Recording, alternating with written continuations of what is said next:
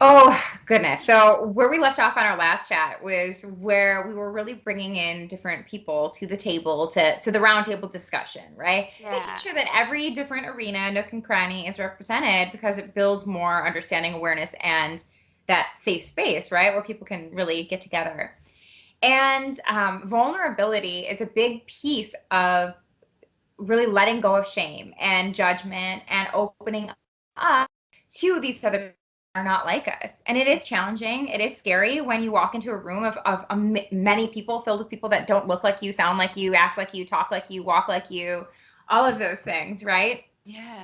But it isn't until you drop that discomfort and open up with grace, not overshare, but open up with grace, knowing and putting your heart first, knowing that you're in the best interest of everybody around you and the business and the ultimate goals and objectives, right?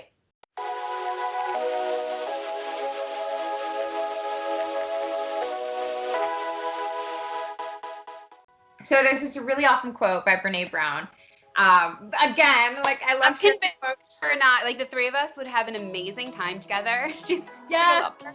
I love Brene. I'm such a beast fan. I even reached out and I was like, please jump on a call with me. Just for like 5 minutes. I can just look at you and Yes, be inspired. Inspire me to write a book. Anyways, so her quote is worrying about scarcity is our culture's version of post traumatic stress. It happens when you've been through too much. And rather than coming together to heal, which requires that vulnerability, we're angry and scared and at each other's throats. This quote I've really held on to because as somebody in the differently abled community, it's really hard for me to understand when people complain about their things or, people who haven't been through adversity or grew up with money or all of these different challenges that our people are deeply hurt by in the differently abled community complain and judge and all of these different pieces of the puzzle that I just didn't understand, but it's because they were raised not to be vulnerable, right? Different things add those different pieces where judgment comes in. And that's when you're at each other's throat. So, really dropping that vulnerability can help you challenge the status quo. It can help you open up because you're opening up yourself. yeah. I know it's like I would love to clap or round of applause. It's so true. And I think you can help other people if you sense that somebody is sharing something that was hard for them to share.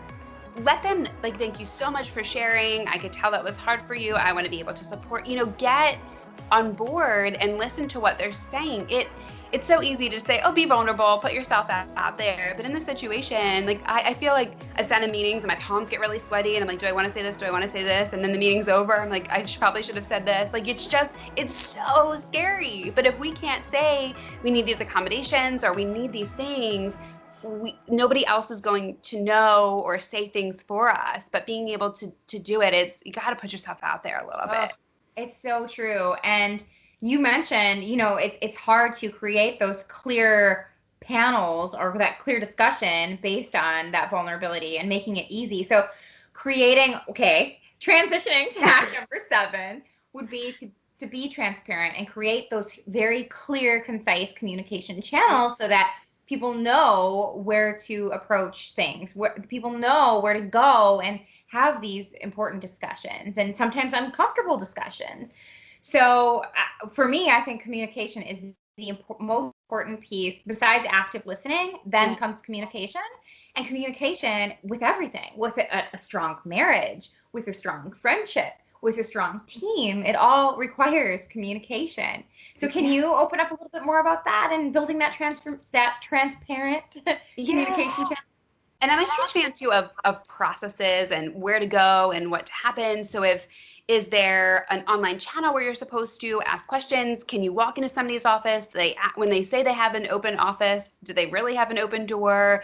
What does that actually look like? Because if you don't know where to go or who to go to with a question, you're just it's hard enough to want to ask it. And then if you don't know who you're supposed to go to and then you have to retell your story 10 times, it's like when you call a customer service line and you're like, please change it, give me to someone else, give me to someone else. It's tough to kind of put yourself out there and be able to do it in the first place. So being able to create those clear channels makes a lot. And it also goes on the line with transparency and authenticity. If there's information that you know and are not sharing it, that really can break down so much trust. We have to be able to, be as transparent as we possibly can so you can make better decisions. We can build relationships. We can't do anything if there's just a wall and you're not sharing what you know.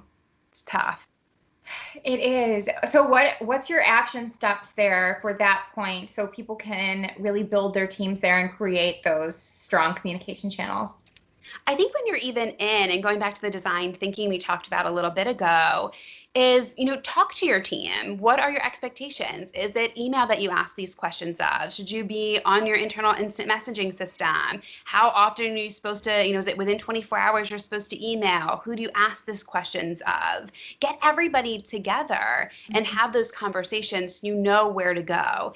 And even this person is responsible for this, or this person's responsible for that. If there's an internal directory or something that you can have so people know, I think is really crucial. It's tough to ask the question of what do you do, during the day? But if you can ask it for the benefit of the organization, what can we count on you for? What information can you provide so people know who their touch point is and who their contact person is? So creating that easy access will make it a lot easier. Oh yeah, especially for new hires, right? Who are brand new to the company, helps ease them in more. I love it. So hack number 8 is something that we talked about a little bit before, right?